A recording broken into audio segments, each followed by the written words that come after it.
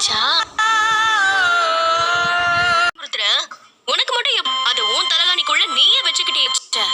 அந்த முத்துவும் மீனாவும் பண்ண வேலைதான் இது. அது எப்படி எல்லாம் தப்பிச்ச?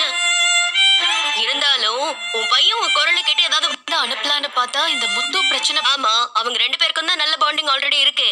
மீனா கிட்ட ஏதாவது ஒளறி வச்சிரு. கஷ்டம்தான். இப்பதான் என் அப்பாவை பத்தி என் மாமியார் அதான் மீனா கூடவே இருக்கான்னு சொல்றியே. பண்ணணும். என்ன செய்யணும் சொல்லு.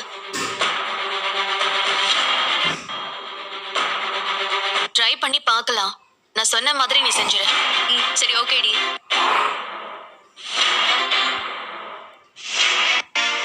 கிரஷ் ஆக்காட்டு. சாப்பிடு.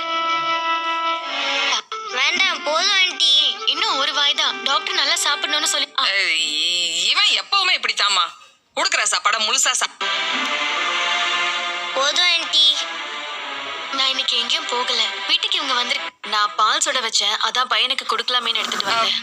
குடுமா கொடுக்க போகலன்னா வழக்கமான கஸ்டமர்ஸ்லாம். நீங்க இன்னைக்கு எங்கேயும் போகலையா?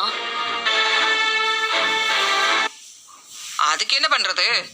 மீனா அவன் மேல அக்கறையா இருக்கா. வித்யா? எந்த வித்யா? நீங்க என்ன எனக்கு கால் பண்ணிருக்கீங்க? ஏன் நான் உங்களுக்கு எல்லாம் பண்ணக்கூடாதா?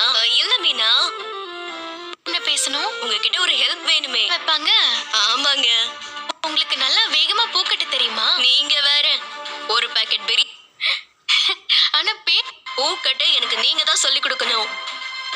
ஏங்க அதெல்லாம் எனக்கு செட் ஆகாதுங்க. நீங்களே சொல்ல இல்ல. அதனாலதான் உங்களை வந்து சொல்லி கொடுங்கன்றேன். வாங்க. சரிங்க.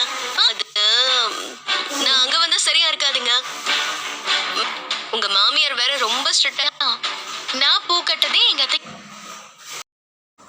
ரோஹிணி பார்த்தா அவங்க கனவுல அம்மான்னு வந்து கூப்பிட்ற மாதிரி கனவு வருது. உடனே பெட்ரூமில் போய் பார்க்குறாங்க. கிறிஷ் வந்து மீனாட்ட அம்மான்னு சொல்ல ஒன்றும்லப்பா தூங்குப்பான்னு மீனா தட்டி கொடுக்குறாங்க. தட்டி கொடுத்து அப்படியே பார்த்துக்கிட்டே வராங்க. தன்னோட பையன்கிட்ட